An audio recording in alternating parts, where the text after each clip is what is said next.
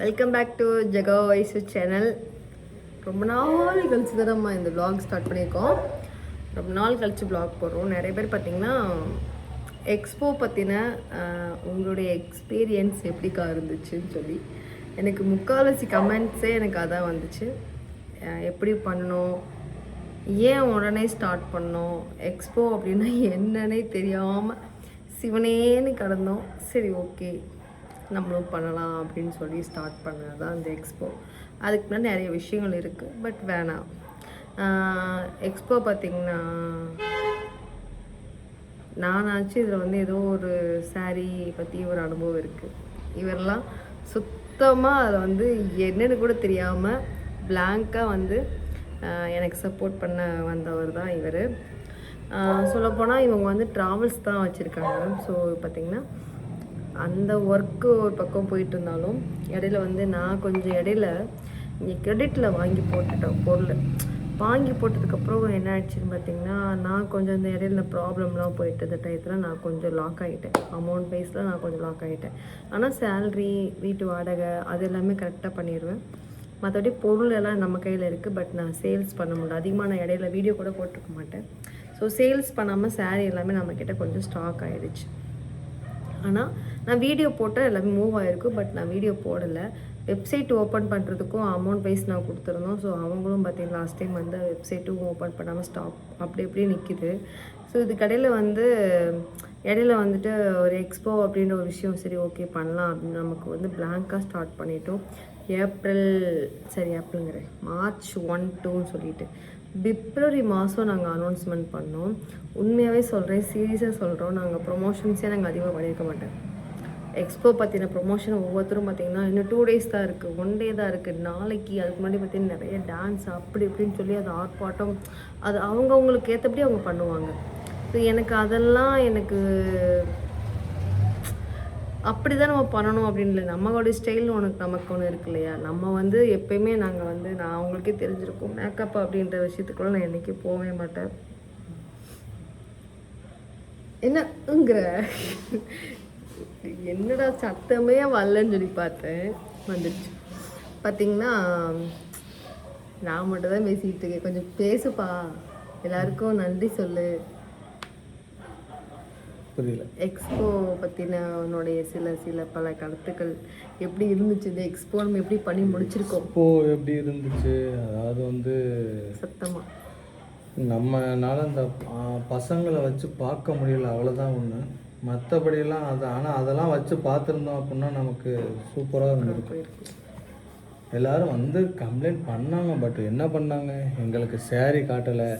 அது போக இன்னொன்று ஜிபேயும் இருந்துச்சு, கேஷ் இருந்துச்சு.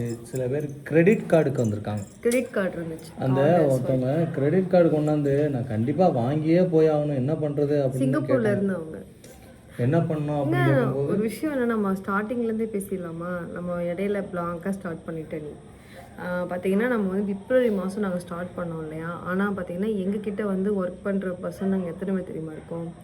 எங்ககிட்ட 2 அக்கா இருக்காங்க. அதாவது ஒரு சிஸ்டர் இருக்காங்க, மொத்தம் வந்து 2 சிஸ்டர் தான் இருக்காங்க. ஒன்று இவர், ஒன்று நான். நாங்கள் மொத்தமே 4 பேர் தான். அந்த 4 பேரில் வந்து இன்னொரு சிஸ்டர் கவிதான்னு சொல்லிட்டு அவங்களும் நான் மட்டும்தான் சேட் பார்ப்போம். நைட்டில் வந்துட்டு இவர் வந்து சேட் பார்ப்பார், பிரிண்ட் எடுக்கிறது எல்லாமே இவர் தான் பார்த்துப்பார். ஸோ இந்த மாதிரி நாங்கள் அடுத்த நாள் போனோம்னா நாங்கள் வந்து பேக்கிங் பண்ணுறது அப்படி தான். இன்றைக்கி பேமெண்ட் போட்டாங்கன்னா நாங்கள் நாளைக்கு அப்படி தான் நாங்கள் பேக்கிங் பண்ணி நாங்கள் போடுவோம். ஸோ நாங்கள் 4 பேரை சேர்ந்து தான் ஒர்க் பண்ணிகிட்ருக்கோம். இது கடையில் பார்த்திங்கன்னா நாங்கள் வந்து ஸ்டாக் நாங்கள் வந்து எடுத்தோம், பர்ச்சேசிங்லாம் போயிட்டு வந்தோம். ஏன்னா எங்களுக்கு அமௌண்ட் வைஸ் எங்களுக்கு கொஞ்சம் லாக் அப்படின்றனால பார்த்திங்கன்னா ஜுவல்லை வச்சு தான் நாங்கள் வந்து அமௌண்ட்டே நாங்கள் அதை வச்சு தான் நாங்கள் வந்து பர்ச்சேசிங்கே போனோம். எக்ஸ்போ ஸ்டார்ட் பண்ணுறதுக்கு 1 வீக் முன்னாடி தான் வந்து நாங்கள் வந்து எக்ஸ்போ வந்து நாங்கள் பர்ச்சேசிங்கே போனோம். போயிட்டு வந்ததுக்கப்புறம் பார்த்திங்கன்னா நாங்கள் எல்லாம் ஸ்டிக்கர் எடுக்க ஆரம்பிச்சிட்டோம். ஸ்டிக்கர் தான் ஒட்டினோம், கவர் போட்டு புது கவர் போட்டு ஸ்டிக்கர் ஒட்டினோம். இதில் என்ன விஷயம் நடந்து போச்சுன்னு பார்த்திங்கன்னா, நாங்கள் எல்லாம் ஆர்டர்லாம் போட்டு வந்தோம் இல்லையா. கொரியர் கவர், பேப்பர் எல்லாமே நாங்கள் வந்து கம்ப்ளீட்டாக அங்கேயே நாங்கள் எல்லாமே ஆர்டர் போட்டு வந்தோம். இங்கே வந்து பார்த்தா அன்னைக்கே வந்துடும்னு பார்த்தா இவங்க அடுத்த நாள் தான் போட்டு விட்றாங்க. டேட் ரொம்பவும் இல்லை, அதுக்கடுத்து பார்த்திங்கன்னா கொரியர் அந்த கவரும் போட்டு விடாம விட்ருக்காங்க. அப்புறம் அந்த கட்டி கொண்டு போவோம் இல்லையா அந்த சாக்கு, ஏன் ஊட தட்டுற நீ கவனிக்கிறியான்னு சொல்லிட்டு. ஸோ அந்த அந்த ஒரு கவரும் கொடுக்காம விட்டு ஒவ்வொரு நாங்கள் போய் கோயம்பேட்டில் போயிட்டு வாங்கிட்டு வந்துட்டு இருந்தோம். ஸோ அதிலே கொஞ்சம் பர்ச்சேசிங் நாங்கள் பண்ணது, ஸ்டாக்குமே கொஞ்சம் லேட்டாக வந்துருச்சு. ஒன்று நாங்கள் வந்து மார்ச் 1-2 தான் நாங்கள் பண்ணோம் இல்லையா. நாங்கள் சனிக்கிழமை நாங்கள் மண்டபம் கேட்டிருந்தோம். சனிக்கிழமை வந்து அவங்க மண்டபம் வந்து வேற ஒருத்தவங்க புக் பண்ணிட்டாங்கன்னு சொல்லிட்டாங்க. நாங்கள் வேறு அனௌன்ஸ்மெண்ட் பண்ணிட்டோம். இது இப்போ என்ன விஷயம் நடந்து போச்சுன்னா, நாங்கள் எல்லாமே அரேஞ்ச்மெண்ட்லாம் வந்து நாங்களே தான் பண்ணிக்கிட்டோம். எல்லாமே நாங்கள் வந்து டேக் ஒட்டாமல் நாங்கள் வந்து எல்லாம் கவர் போட்டு மேலே நாங்கள் ஸ்டிக்கர் ஒட்டி வச்சுட்டோம். ரேட் எல்லாமே ஸ்டிக்கர் ஒட்டி வச்சுட்டோம். புது ஸ்டாக் வந்த உடனே அதுக்கும் நாங்கள் ரேட்லாம் போட்டு எல்லாமே கம்ப்ளீட்டாக எல்லாமே கட்டி நாங்கள் ரெடியாக வச்சுட்டோம். நைட்டு ஒரு எத்தனை மணிக்குன்னா, அதுக்கு முன்னாடி பார்த்தீங்கன்னா நான் போய் கொஞ்சம் ஃபேஷியல்லாம் கொஞ்சம் பட்டிட்டிங்கிறீங்களாம் பார்த்துட்டு, ஸோ இவருக்கும் அதே மாதிரி வைஷுக்கு நீ பண்ணல போய் மூஞ்சி கழுவிட்டு அது என்ன பண்ணாங்க, ஆமாம் இந்த பேரல் வலி மாதிரி ஒன்று எடுத்து தடவுனாங்க. அவ்வளோதான், முடிஞ்சு போச்சு. அதோட நான் வெளியே பாருப்பா. எப்பா ஃபஸ்ட்டெல்லாம் பார்த்தீங்கன்னா சோப்பு போட்டு இப்படி சுரண்டுவார். இப்போ பார்த்தீங்கன்னா இப்படியும் பாரு 4 hours மட்டும்தான். 4 hours நீங்கள் 2 பேரும். நான் வந்து ஜஸ்ட் ஒரு 1/2 hour. சரி நான் சொல்லுங்கள். எங்கள் லேடிஸ்னால் பொதுவாக நம்ம என்னென்ன பண்ணோம், நான் கொஞ்சம் வந்து ஹேர் ஸ்பா எடுத்துக்கிட்டேன். ஐஷுக்கு பார்த்திங்கன்னா தலையில் பார்த்திங்கன்னா அவளுக்கும் வந்து பொடுகு அதிகமாக இருந்ததுன்னு சொல்லிட்டு அவளுக்கும் அந்த ட்ரீட்மெண்ட் பண்ணிவிட்டு, அதுக்கப்புறம் வந்து அவள் காலுக்கெல்லாம் பெடிக்யூர் எடுத்துக்கிட்டா. ஸோ அதே மாதிரி நானும் பெடிக்யூர் கொஞ்சம் ஒரே ஒரு ஃபேஷியல் மட்டும் பண்ணிவிட்டு நாங்கள் என்ன பண்ணோன்னா, நாங்கள் நைட்டு அங்கேயே நாங்கள் கிளம்பும்போது மணி 10 மணி ஆகிடுச்சு. ஸோ அங்கேருந்து நேராக வந்து பொட்டிக்கு வந்து எல்லாமே நாங்கள் அரேஞ்ச்மெண்ட்லாம் கடைசி டைமில் வந்து எங்ககிட்ட ஒர்க் பண்ணுற அக்கா அவங்களுடைய அண்ணா, அவங்க வீட்டுக்காருக்கு பார்த்திங்கன்னா அண்ணா சடனாக கீழே வந்துட்டாங்கன்னு சொல்லிட்டு அக்கா எங்ககிட்ட கால் பண்ணி சொல்ல, ஐயோ நாங்கள் பதறி போயிட்டோம். அக்கா வர முடியலன்னா என்ன பண்ணுறது, அண்ணாவுக்கு வர அப்படி ஆகிட்டுன்னு சொல்லிட்டு அங்கே வீட்டுக்கு பார்த்து அண்ணாவோட கால் வீங்கியிருக்கு. ஆனால் அக்கா எங்களுக்கு அதோடையே அக்கா எங்கள் கூட வந்தாங்க. அதே சமயம் இன்னொரு சிஸ்டர் இருக்காங்க, அவங்களோட பையனுக்கும் பார்த்திங்கன்னா வெளி சாப்பாடு ஒத்துக்காது. அவங்க அதோடையும் விட்டுட்டு தான் வந்தாங்க. 2 பேருமே அந்த ஒரு சுச்சுவேஷனில் தான் வந்தாங்க.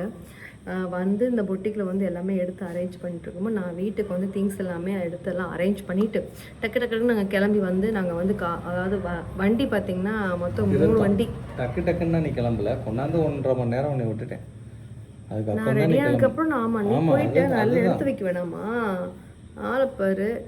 எல்லாமே எடுத்து வச்சுட்டு பார்த்திங்கன்னா அங்கே போனால் ஒரு 3 லாரி 3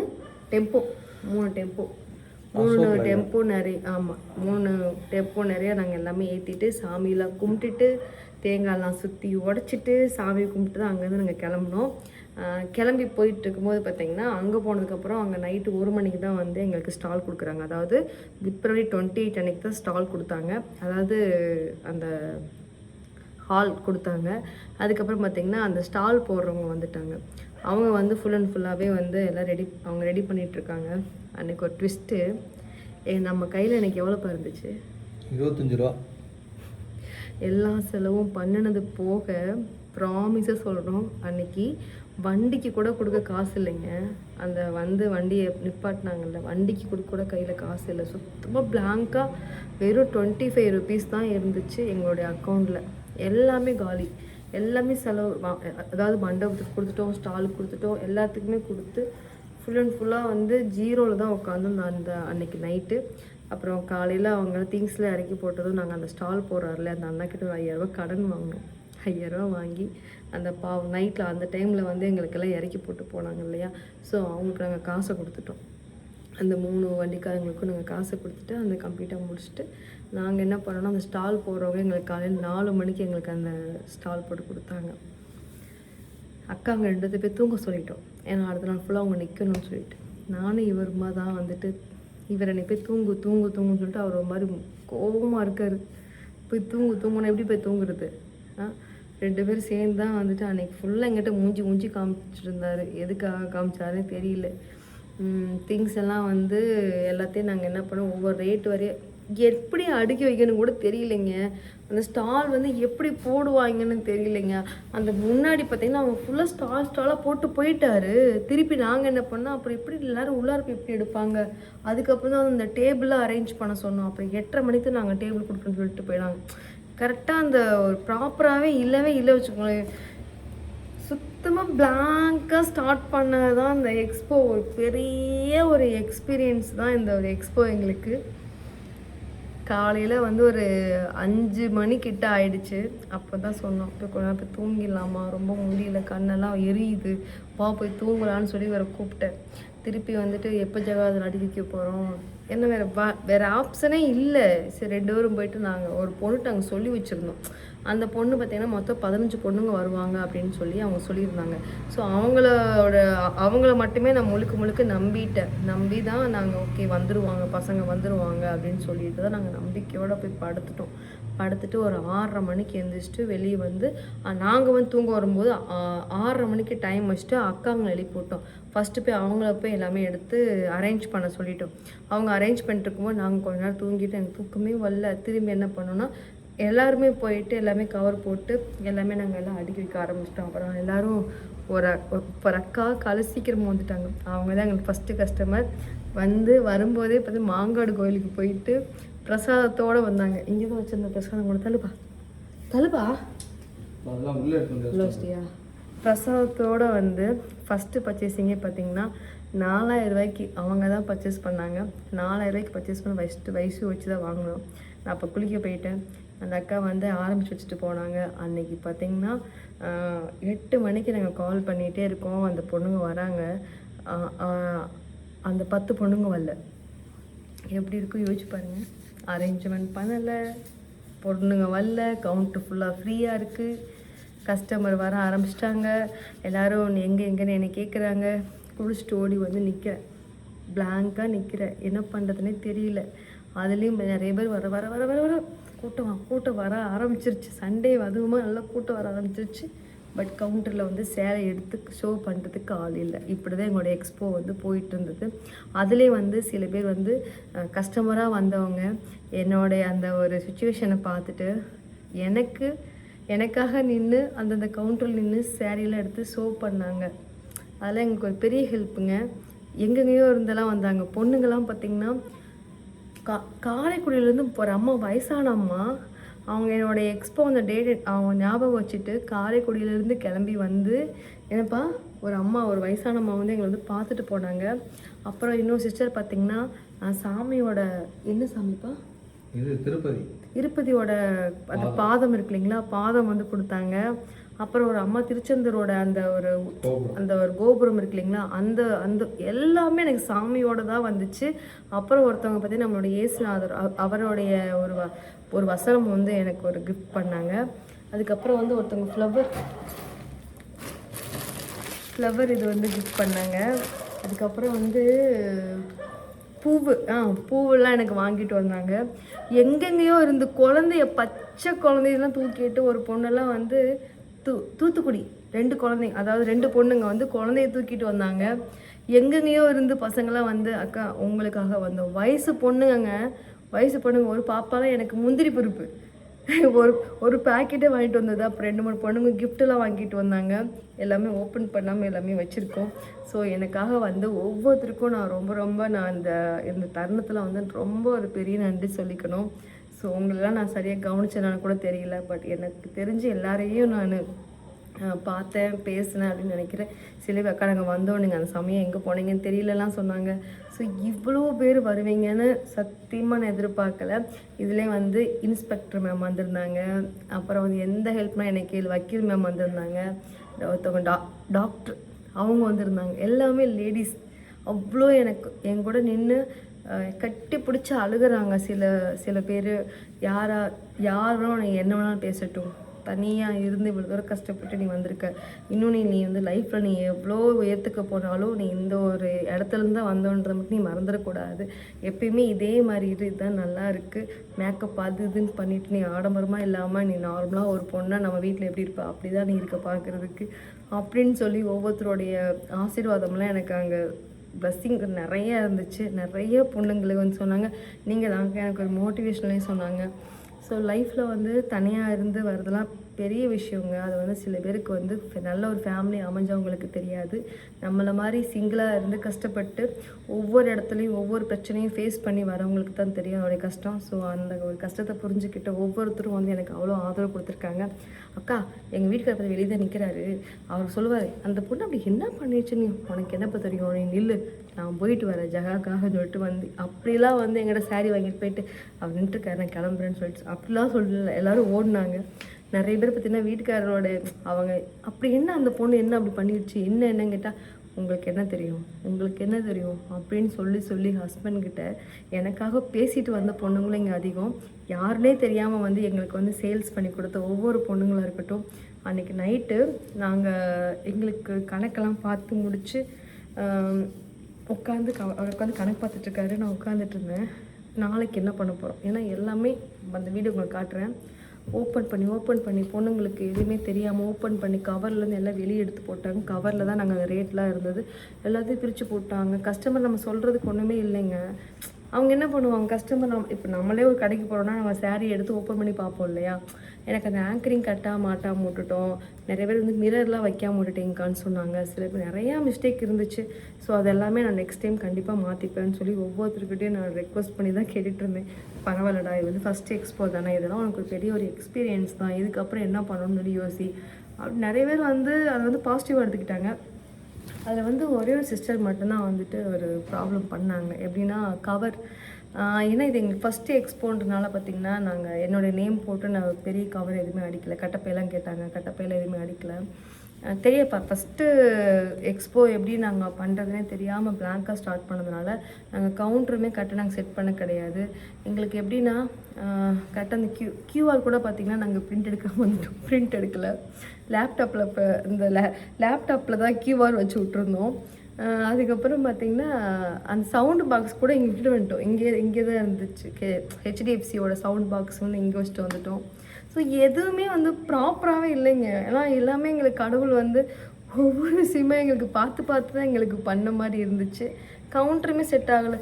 ஒரு மணி பர்ஸை கையில் வச்சுக்கிட்டு காசை வாங்கி அதில் போட்டுட்டு உட்காந்துட்டு இருந்தோம். ஒரு பெரிய ஒரு எக்ஸ்பீரியன்ஸ் தான் சொல்லணும்.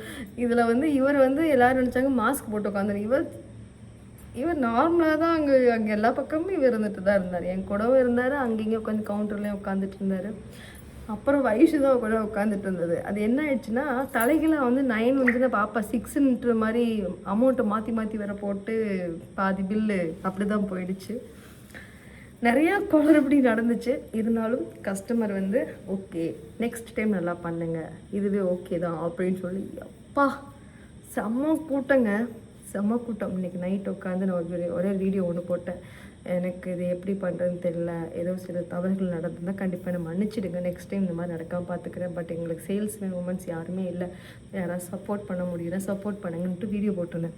அடுத்த நாள் காலையில் பார்த்திங்கன்னா ஒரு பொண்ணு செங்கல்பட்டில் இருந்து ஒரு பொண்ணும் அது மாதிரி ஒவ்வொரு இடத்துல இருந்து எல்லாமே வந்திருந்தாங்க. பட் நான் லாஸ்ட்டாக வந்து அவங்கள வீட்டுக்கு போகும்போது அவங்ககிட்ட நாங்கள் சரியாக கவனிக்க முடியல. அவங்களாம் காசு கொடுத்தாச்சு இல்லைப்பா, எல்லாத்துக்கும் காசு கொடுத்து தான் சொன்னாங்க. பட் நான் யாருமே என்னை மீட் பண்ண முடியல.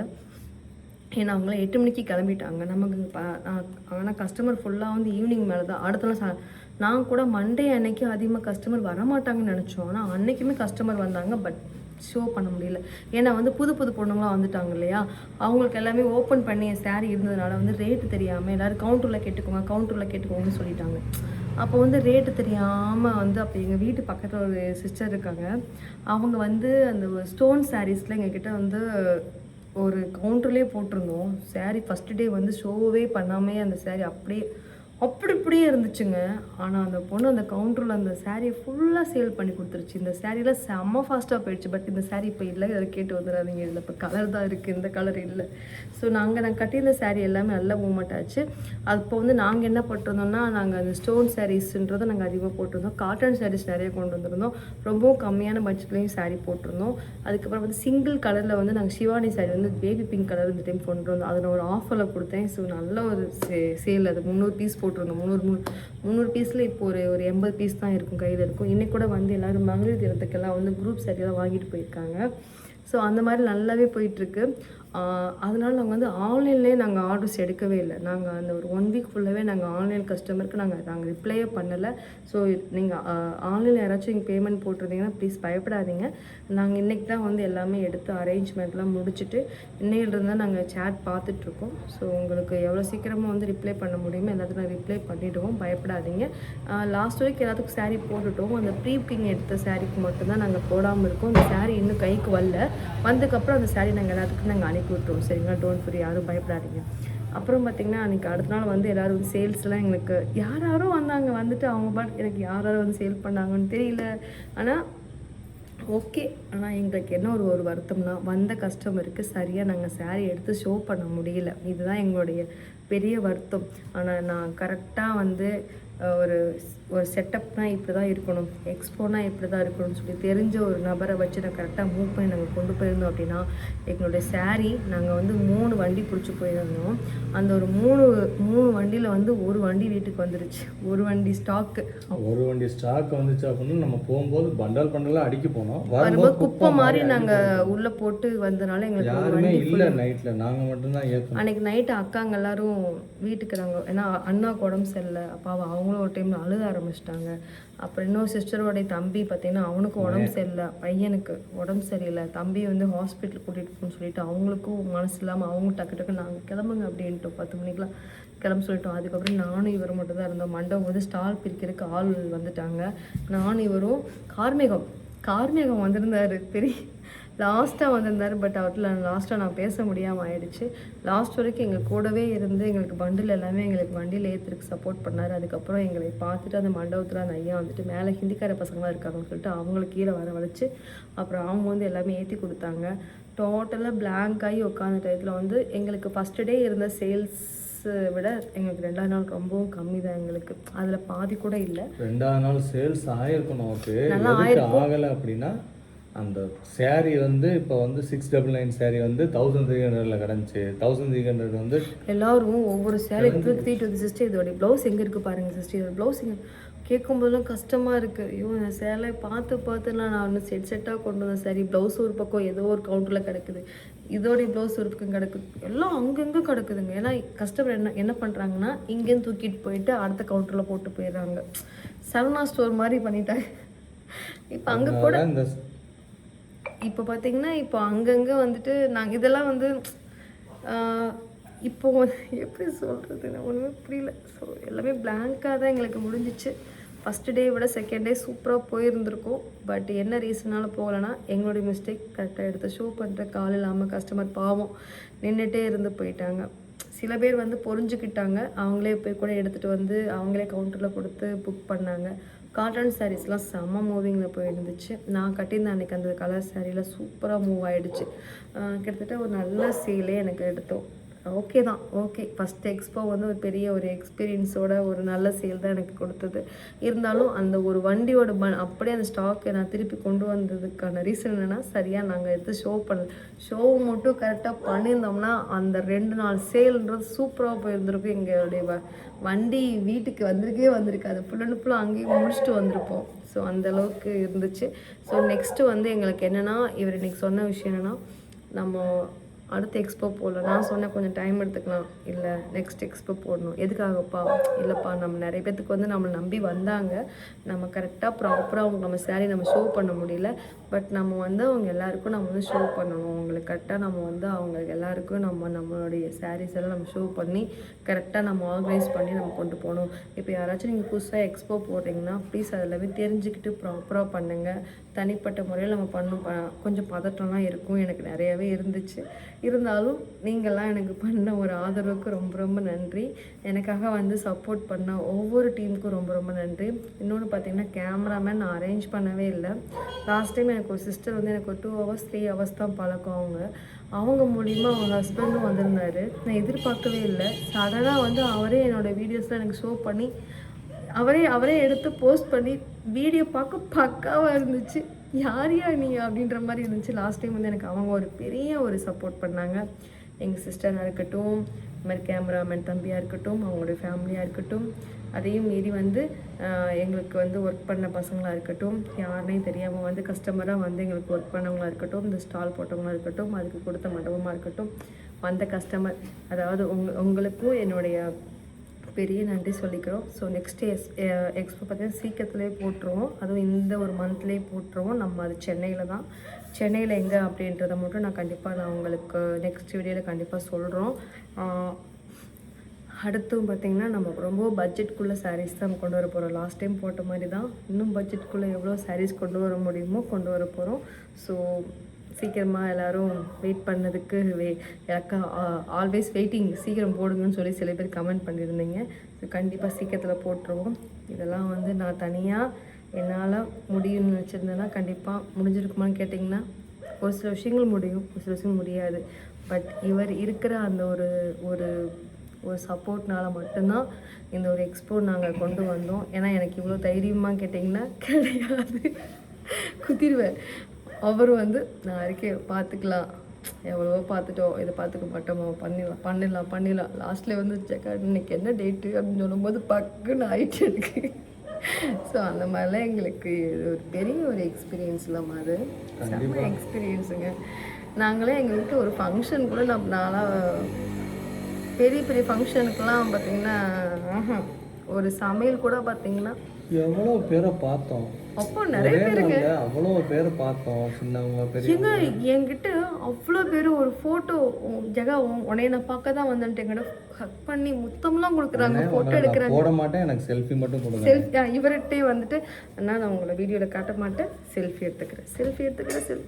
இவர்கிட்ட எல்லோரும் ஃபோட்டோ எடுத்தாங்க. சில பேர் வந்து போஸ்ட் பண்ணிட்டு தான் சொன்னாங்க, பட் நாங்கள் பார்க்கல இன்னும். பண்ணியிருக்காங்கம்மா.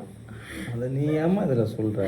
எல்லாரும் போய் கடையிறதுக்காக பார்க்கட்டும், இருந்தாலும் நம்ம ஐடியில் போட்டதுக்கு அப்புறம் பார்க்கலாம். அது ஓகே தான், என்ன பண்ணுறது. அவங்க எடுத்து போட்டிருக்காங்க, அவங்க ரிவ்யூஸ் கொடுத்துருக்காங்க. அப்புறம் ஒரு சிஸ்டர் வந்து டேமேஜாக இருக்குதுன்னு சொல்லிட்டு ஒரு சிஸ்டர் யாரோ எஃபியில் ஏதோ போட்டிருக்கோங்கன்ட்டு நான் ஸ்டார்டிங்லேயே சொன்ன விஷயம் என்னென்னா, சப்போஸ் வாங்கிட்டு போன சாரீ உங்களுக்கு எதுவும் டேமேஜாக இருந்ததுன்னா, ஒரு 100 சேலை 200 சேலை வாங்குற இடத்துல ஒரு சாரீ டேமேஜாக இருக்குன்னா நீங்கள் எங்களுடைய ஐடிக்கு வந்து நீங்கள் அந்த ஃபோட்டோ எடுத்து அனுப்புங்க சிஸ்டர், நான் மாற்றிக்கிறது தான் சொல்லியிருந்தேன். அவங்க அதையும் கூட புரிஞ்சிக்காமல் அவங்க வீடியோ போட்டிருக்காங்க. இதுக்கு ஒருத்தவங்க வந்து ரிப்ளை பண்ணியிருக்காங்க. எப்படின்னா, ஒரு இடத்துல வந்து அவ்வளோ சேலை வந்து சேல் பண்ணுற இடத்துல அவங்களும் பண்டில் தான் வாங்கிட்டு வந்து போடுறாங்க. அவங்க என்ன எல்லா சேலையும் ஓப்பன் பண்ணியாமல் பார்த்தாமா வந்து போடுறாங்க. ஏதோ ஒரு சேலை வந்து மிஸ்டேக்காக இருக்குதுன்னா நீங்கள் டேரெக்டாக நீங்கள் அவங்க டிஎம் பண்ணி நீங்கள் அப்படியே மாற்றிட்டு போக வேண்டியதுன்னு அது ஒரு ரிவ்யூவாக எடுத்து போட்டிருந்தாங்க.